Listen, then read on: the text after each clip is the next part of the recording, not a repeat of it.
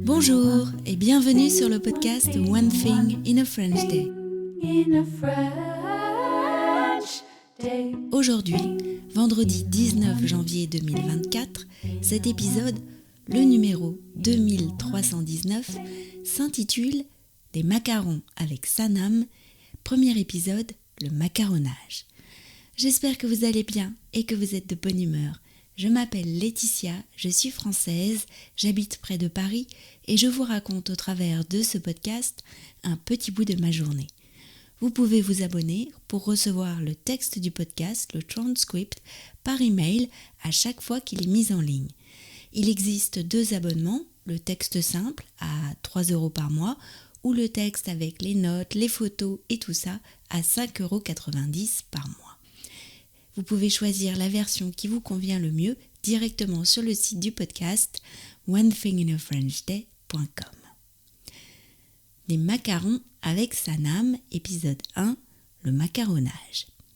C'était un samedi matin du tout début de 2024, juste avant la fin des vacances. J'ai retrouvé Sanam dans sa cuisine pour une expérience inédite, préparer des macarons. Je dois cette rencontre à Michaela car elles étaient dans la même classe au lycée. « Maman, Sanam fait des macarons incroyables !» m'a-t-elle dit un jour en rentrant du lycée. Elle en avait apporté aujourd'hui, ils sont aussi bons que dans une pâtisserie. Les macarons sont si bons, si fragiles, si mystérieux que cela semble bien compliqué à faire chez soi. Pourtant, la décontraction de Sanam vous convaincra peut-être de tenter l'expérience. Vous allez l'entendre, certaines étapes ont l'air plus cruciales que d'autres. Aujourd'hui, nous allons macaronner. Et lundi, vous saurez si les macarons sont réussis ou non grâce à la présence de la fameuse collerette. En attendant, nous voici dans les pas des pâtissiers de la durée. C'est dans cette pâtisserie parisienne qu'est née la version moderne et colorée du macaron parisien en 1960. Bonjour Sanam. Bonjour, Tu vas bien ? ça va et toi? Oui, je te remercie. Alors, qu'est-ce que nous allons faire aujourd'hui, toutes les deux ? Enfin, surtout toi. Des macarons à la framboise. Des macarons à la framboise. Ça fait longtemps que tu fais des macarons ? Ça va faire à peu près 1 an que j'essaye de faire des macarons. Voilà. Mais d'après ce que j'ai entendu, c'est quand même plutôt réussi. Et les macarons, c'est vraiment quelque chose de typiquement français et qui fait rêver plein de gens. Comment tu t'es lancée dans l'aventure des macarons ? Alors dans l'aventure des macarons, c'est sur TikTok, j'ai vu une recette, puis je me suis dit j'ai envie de tester quoi. Donc je me suis lancée, j'ai réussi du premier coup. Et puis après, je me suis crue imbattable et j'ai réessayé, puis j'ai raté encore. Et donc c'est pour ça que ça fait 1 an et demi que j'essaye de faire des macarons pour avoir l'expérience et pour enfin masteriser la recette. Voilà. Tu veux dire que le macaron, c'est une question d'expérience ?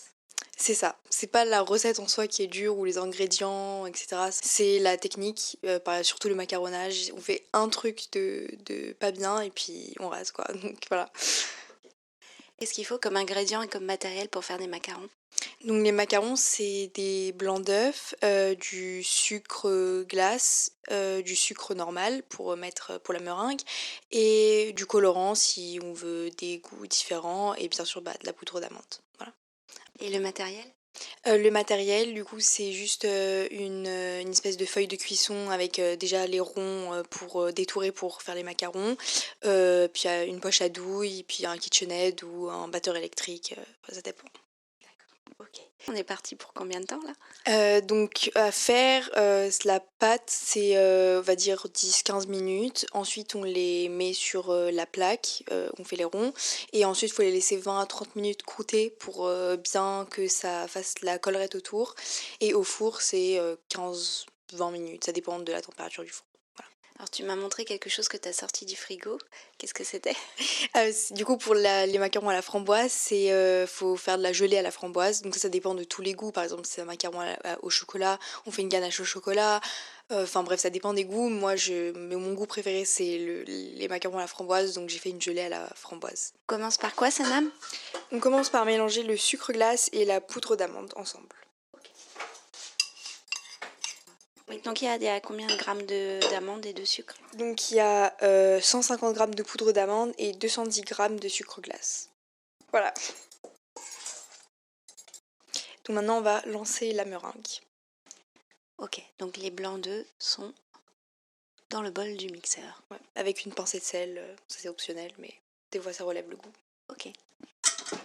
Non, donc là on va attendre que ça... on va mixer les blancs d'œufs, on va attendre que ça mousse un peu. Une fois que ça a moussé, on met le sucre semoule, pas le sucre glace, sucre semoule. Donc il y a 90 grammes de sucre semoule et 130 grammes de blanc d'œuf. 200 ou 130? 130. 130. Voilà.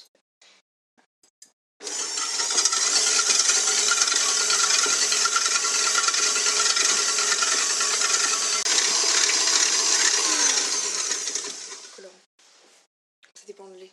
Donc on met le colorant, vous pouvez le mettre un peu à n'importe quelle étape.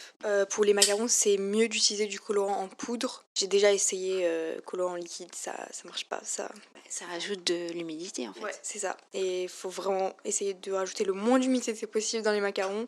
Donc c'est pour ça que c'est mieux de le faire avec du colorant en poudre. Donc là, une fois qu'ils sont mousseux, on va venir ajouter le sucre. Au fur et à mesure. Voilà. C'est bon là? Ouais. T'as bien ce que tu voulais comme... Ouais, c'est bien pointu. Ouais. Un beau bec d'oiseau. C'est ça. Faut aussi voir qu'elle soit bien brillante. Voilà. Plus c'est brillant, mieux c'est réussi. Ok. Je prends une photo. Prochaine étape? Maintenant, on va macaronner, l'étape la plus importante, donc en rajoutant le mélange poudre d'amande et sucre glace dans la meringue petit à petit, en faisant un geste assez technique. Voilà. Faut essayer de les casser un peu pour casser l'air qu'il y a dans la meringue et que ça fasse pas de bulles d'air quand on poche la pâte. Voilà. Donc on ajoute le mélange sucre-amande en 3 fois? Ouais, c'est mis en 3 fois.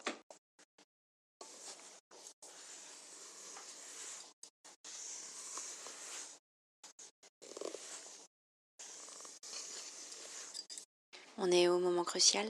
C'est ça. Donc en gros la technique pour voir si la pâte elle a la bonne consistance, faut la lever et voir si ça tombe en ruban.